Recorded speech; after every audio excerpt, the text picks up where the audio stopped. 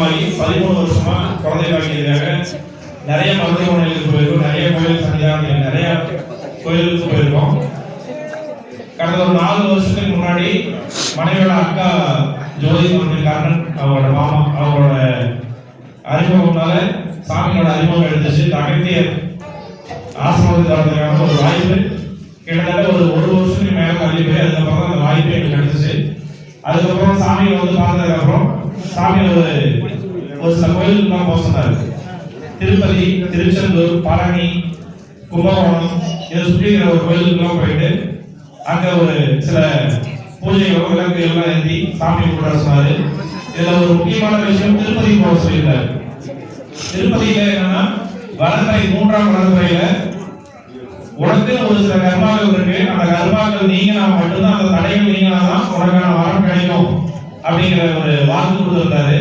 கண்டிப்பா உனக்கான அந்த கர்மா நீங்கிச்சு அப்படின்னா உனக்கு திருப்பதியை காட்சி கொடுப்பாரு அப்படிங்கிற ஒரு வாக்கையும் கொடுத்திருந்தாரு. திருப்பதியில 3ஆம் பையனை கரெக்டா ஒரு 6 to 7 மணி இருக்கும். நாங்க போனது பிப்ரவரி மாசம், நல்ல குளிரடியில நல்ல மழை பெய்ஞ்சிட்டு இருந்தது.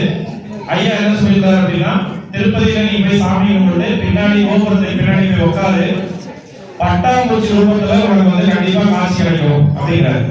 முதல் முறையே போய் உட்கார்ந்துருந்தப்ப நான் மனைவி போய் உட்கார்ந்துருந்தோம். ஒரு 10 to 20 நிமிஷத்துல நாங்க எண்ணி பார்க்கறப்ப, அதாவது மழை பெய்ஞ்சிட்டு பனி வந்துருது. அந்த டைம்லயும் ஐயா சொன்ன மாதிரி பட்டாம்பூச்சி எங்க கண்ணு நிறைய வந்துச்சு.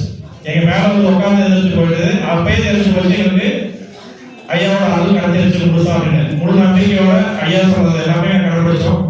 எங்களுக்கு ஒரு ஐயா பேரு கொடுத்துட்டாரு. அவர் உருவாகிறதுக்கு முன்னாடியே பேரு கொடுத்துட்டாரு. அதே மாதிரி செப்டம்பர் 11ஆம் தேதி, இந்த செப்டம்பர் 11ஆம் தேதி அவரு பூமி வந்தாரு. கரெக்டா ஐயா குறிச்சு கொடுத்த பேருக்கு தகுந்த மாதிரியே நட்சத்திரமும் அமைஞ்சிருச்சு. எல்லாமே எந்த பேரு நினைக்கிறோம் ஐயா கொடுத்த பேரு முகஸ்கந்தர், அதே பேரை நம்ம வச்சிட்டோம். எல்லாமே சரியா அதுவே அமைஞ்சிருச்சு. ஐயாவுக்கு நன்றி, அகஸ்தியருக்கு நன்றி. இருந்த அத்தனை சீடர்களுக்கும் இதுக்காக வேண்டி இருந்த அத்தனை பெரியவர்கள் அனைவருக்கும் நன்றி.